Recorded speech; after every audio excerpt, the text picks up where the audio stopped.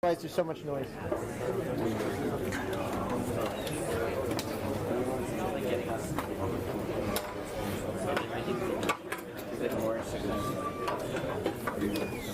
Okay. Previous presenter forgot half of his ball.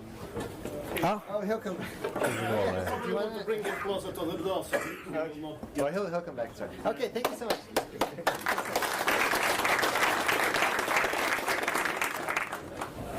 So, hello everyone. I would like to present you a game framework for the beatbox. So this presentation will be a little nerdy maybe, and well, it has been fun to do. I don't know if it will be fun to use or to watch, but anyway, it's the occasion to present it. So first, what's the beatbox? The beatbox is a small console that has been made for fun, of course. Well, I will pass it to you.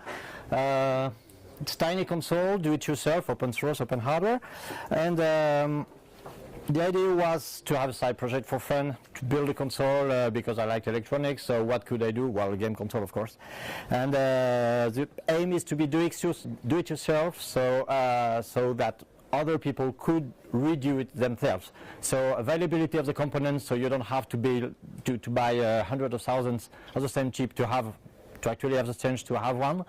So it's a very simple way to do that. You can do that in your basement, which I did, with no particular skills or hardware.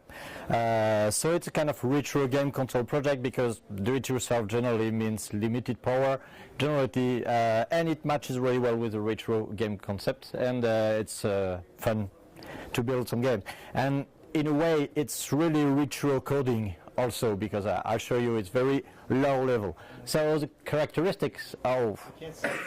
You can't see? Okay. It's single board computer or console. There is one chip on it only. That was one of the simplicity of the design decisions. The output is on VGA. There is a 15-bit output VGA. You got two USB, one micro SD input, so that you can load the games. The CPU itself is a microcontroller, so you get in it 168 megahertz, 1 mega flash, so one game should make 1 meg maximum, and 192K of RAM, which means that at the typical resolution 640 by 480, you don't have enough room to store a single picture, single screen on RAM. So you have to generate it, and you have to raise the beam, meaning that at the beginning, you have to generate line by line very quickly, and at the end of the screen, you get a top, so you move your game and your advanced sprites and go back and generate on the fly. So you cannot, by example, if you want to output a movie, you cannot remember what was the preceding frame to compress, for example, because you don't have enough memory. But that's make it fun. It's basically the limitations that make it fun, because Raspberry Pi 3 has I don't know how many times the power of this. It's very tiny. And since it was too powerful, I did also a beatbox micro, which is basically half the beatbox in every possible element. So the size is roughly half. The number of USB port is half. The number of micro SD is half, meaning there is none. Yeah, the CPU speed, the memory, the resolution, everything is in half. So that's basically it. The development, if you want to have a look.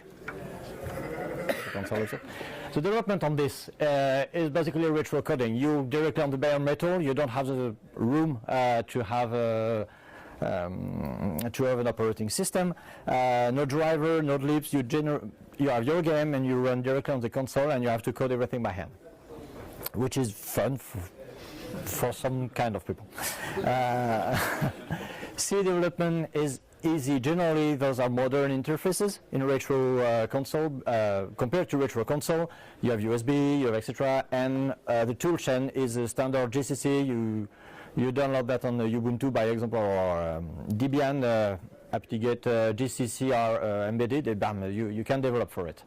So it's quite simple to develop. There are people who have developed with this on Ubuntu, Windows, macOS, and Haiku, of course, thanks to some people here. So there is a PC backend. It's not really an emulator. It's basically a re-implementation of the basic API, a kernel API. So it's basically a kind of libs to initialize everything to simplify the development.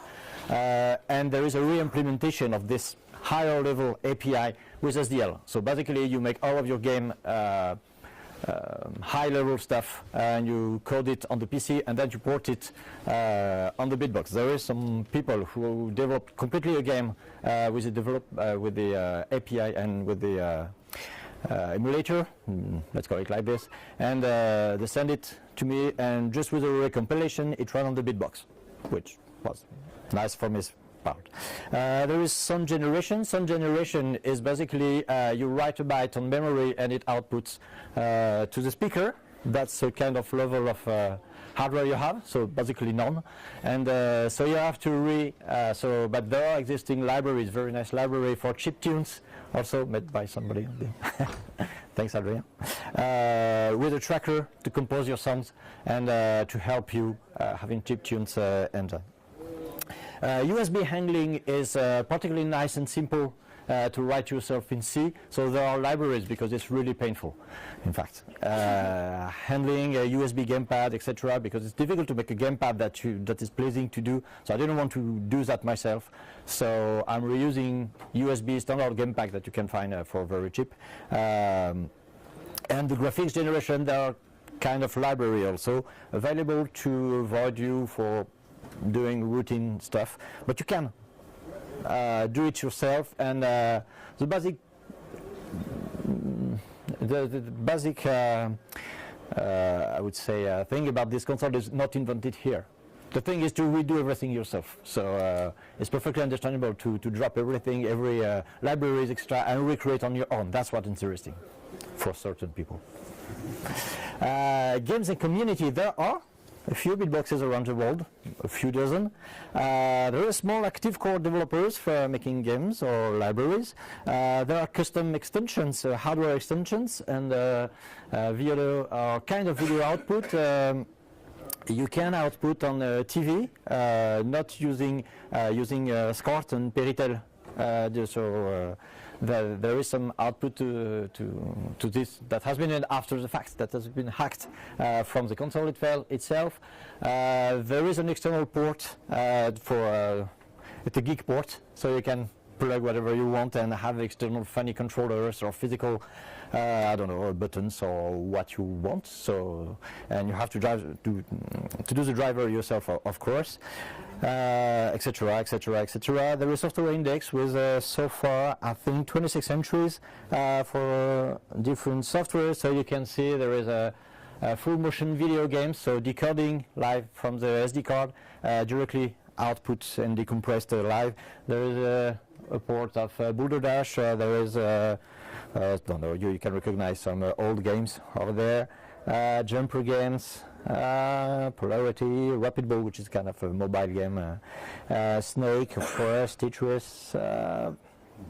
Where is it? Yeah, some alter ego port of Super NES, and there are emulators also, and 8-bit emulators. It's a 32-bit console playing 16-bit games and emulating 8-bit systems. So the systems are, there is Game Boy emulator, ZX Spectrum emulator, and of course MO5, which is a Thomson, very it's a French computer, nobody knows, but I had it in school, so I didn't honestly write the emulator. It's just a port of existing emulators and axing to the code to remove mostly everything that is not, so that it could fit on the memory, there is a graphical drum loop sequencer. There is a tracker for which there is no, okay, and some sorry? There is a screenshot in the link, I think. And the link. If I can follow the link, yep. I should have one. Yeah. No, there isn't. If it were, it should be okay. So it's a tracker to compose your sound directly on the bitbox. itself, some work in progress, Bitcaster Bomberman clone, which is not finished, and many prototypes of games which I didn't finish, of course. Let's get back to this. So making games, how do you make games for the Bitbox? Well, let's make a little survey quickly. Who knows game development in C? Quite a lot of people.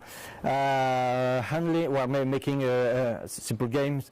Generating light-based graphics, sprite tiles with collision, so making a small 2D, making pixel graphics with game 2D level design with tile, by example, and cross-compiling everything for an ARM Cortex-M4. And compose music with a tracker for this. It seems a little complicated. It is not. Every single task is quite not complicated, but if you don't know several of them, it can be a little intimidating. So the idea was to lower the perceived barrier to entry to build, program, and design some simple games for the Bitbox. So let's make a new survey. Who can draw a BMP file with GIMP? So the idea was to simplify the process and having complete simple game with on a unique image. So you put it on the SD card, you put the SD card on the console, and there is an interpreter who loads the image in RAM and runs from this. And you then play the game. It's a Mario Maker for the Bitbox, except you can redraw it yourself. Restricted to certain kind of 2D games, but there can be several kind of gameplays. Of course, it's very limited, and that's the idea, of course, to limit it. The general workflows, there are the reference MD, you saw kind of documentation, you can read it. You store your BMP file on the SD card, and the reference generates some definitions, the program reads them and plays it, or the PC emulator. So what do you need to do a 4-level 2D platformer, and how do you put that in an image? And so basically, to make a 2D game, platformer, side shooter, infinite runner, you need to have world physics. How do you scroll? How do you jump? Is there any gravity or not? You need to have tile set graphics, so little pictures that will repeat to make your level. You have to have your level tile maps. How do you order the different levels? The sprite frames graphic, of course, different frames, different behaviors and movements. There are different ways to do that. You can have a full programming language that it exists. There is a Mondrian, by example, it's a graphical programming language, but it doesn't really fit well on the very limited image. So you can also use presets. So you just have one sprite is always such kind of enemy. The idea was to mix a little bit those to be versatile enough and to fit in one, and you need to have music and sound effects. So how do you encode it? First you start with a blank canvas. The canvas is 256 colors, so you can index it by number from 0 to 0xFF. And this number will be repeated quite a bit of time, so hence the name. 256 color, pixels on the bitmap. It's divided in 16 by 16 squares or 16 by 16 pixel, which means that with your color tiles and pixel per tiles, you see that there is a mapping between the tile, the number of the tiles, if you number the tiles themselves on your drawing, 1 pixel in a tile. You can have the top left pixel, which represents the top left tile on the whole image, and a color. So you can give a color and reference, and there is a relationship with the tile, with the color, because the color has an index from 0 to 0xFF. So it can represent a tile, a pixel in the tile maybe, so let's use this. So this is, by example, a simple raw canvas, but you can start from a blank one. It's just to show you how it's ordered. You see there is a color represented for each tile. So if you say color EB, it represents this tile. And if you say color 0, it's the other one. You don't have to start with that. You just have to start with a single palette, which is ordered like this. And you can see that on your palette, the position of the color represents the position on your picture. That's easier to draw.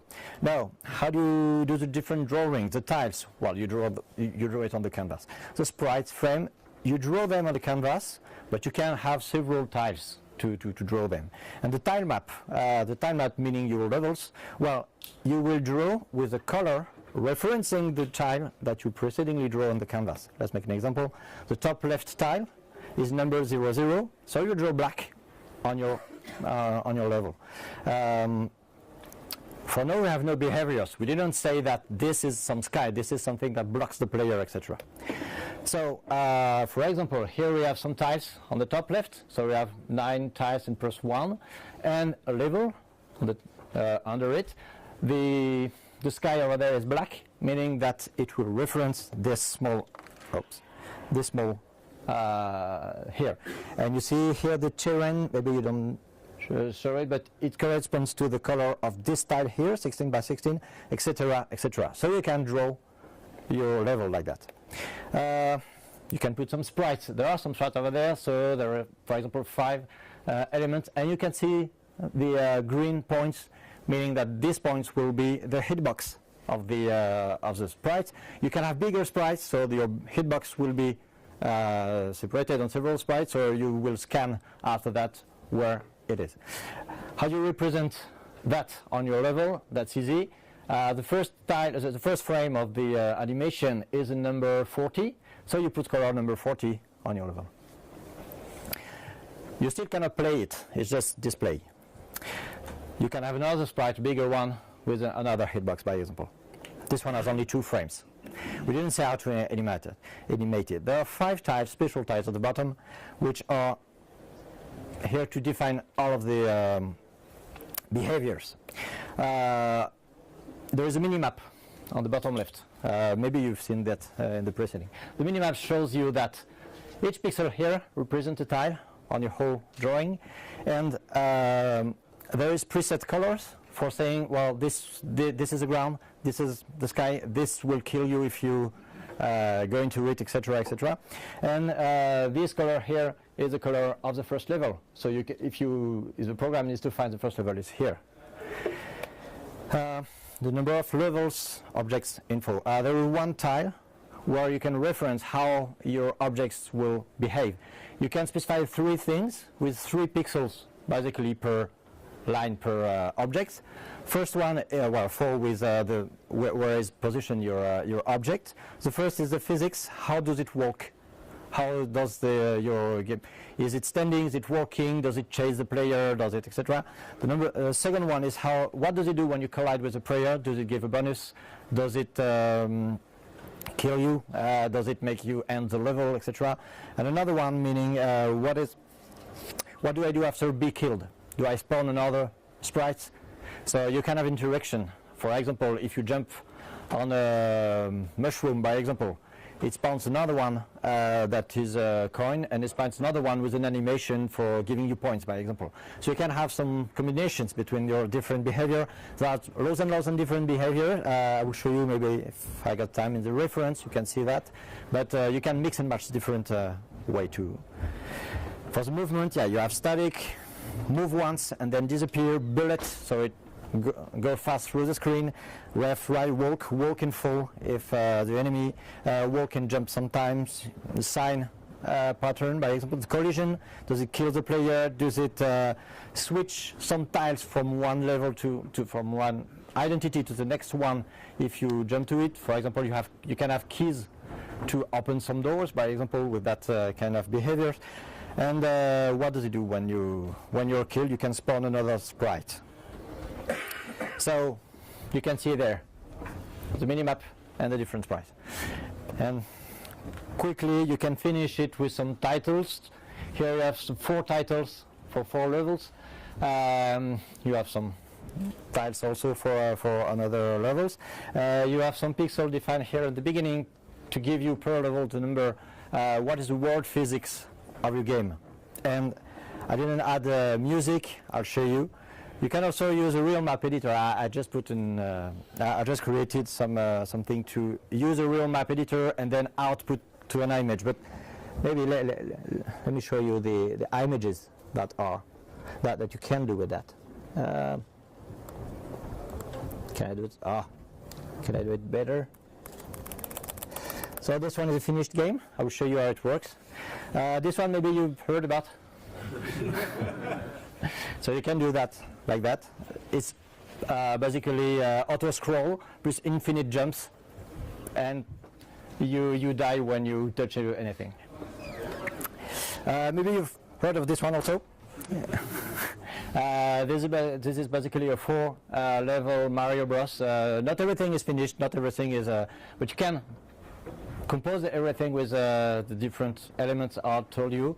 You can see how are positioned the different levels, what are the different types and what are the different sprites.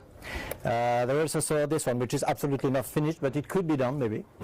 And this one is a space shooter, a tiny space shooter. This one is, well, I'm a little bit ashamed of the graphics, but it should be kind of Ghosts and Goblins, all okay. We'll have to have a small demo. Maybe. So does it work? Okay. Can you see something? Okay. This one is bad. So basically, this is the demo I've shown you. Maybe let's start with the. Yeah. So this one is the one that I've shown you as a graphics. So it's a very simple title, but it's directly read from the bitmap graphics. I didn't define numbers on the demo. So you have the guy. You can jump. You can. So you can say that the gravity is off because you can jump very high. There is some coins over there, so it's a sprite that doesn't move except that has one frame, moves a little bit, and then just if you touch it, it's killed. There is no output, and you can. And if you got one, yep, you have some. So let's just take another one. This one is demo game, maybe a little more graphically less advanced, but. And you can. There's ladders. There are. So okay, I'm bad. And if you can go through the second level, you can go. The second level is a shooter on this game. Let's show you maybe a shooter how you can. Space Force. I don't know if it works actually, this one. Yes, it does. You cannot shoot, in fact, because because I didn't code the shooter. So you have to. Okay. So okay, I have failed. Okay. Maybe the Mario. It was just a simple. Yeah. So it's the first of there is sound actually for this one with the first level of Mario. The first sound of Mario, but you can see that, and I'm bad, okay. But it's playable. It's basically playable. So it's really a work in progress. You can, but you can try yourself to build on another one. You can draw. All you need is GIMP and the emulator, which is running and run on the PC, and yeah, that basically it. And you can use your same drawing to run it on the big box directly. That's it.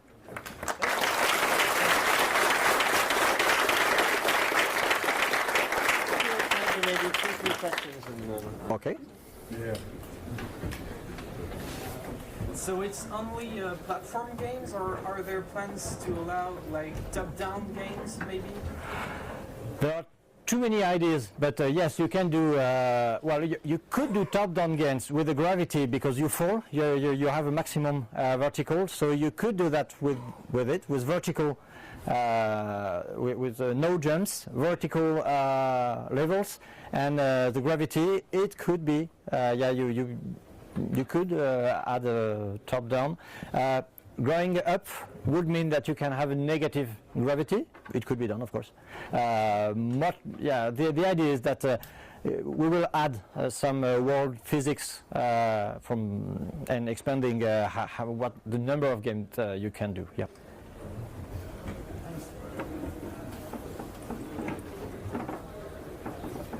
Sorry. Oh, sorry. So, is the framework interpreting the image, or are you translating it into something, transpiling it, compiling it? No, because the bitbox. Oh, sorry. Yeah. The question is either it transpiling or recompilation of the image in RAM. No, because the bitbox is too constrained for that, and so it directly reads the content of the game in memory. It dumps. It's basically a dump of your image in memory and interpreting and generating the graphics on the fly. It's possible to create multiplayer games? No, not for now. I don't know. Maybe, well, of course, if you have got a compiler, sorry, the question was, can you make multiplayer games? Well, if you got a good compiler and you have enough time, you could. For now, it's a little bit far-fetched from this, but yeah, why not? There are 2 USB. You can have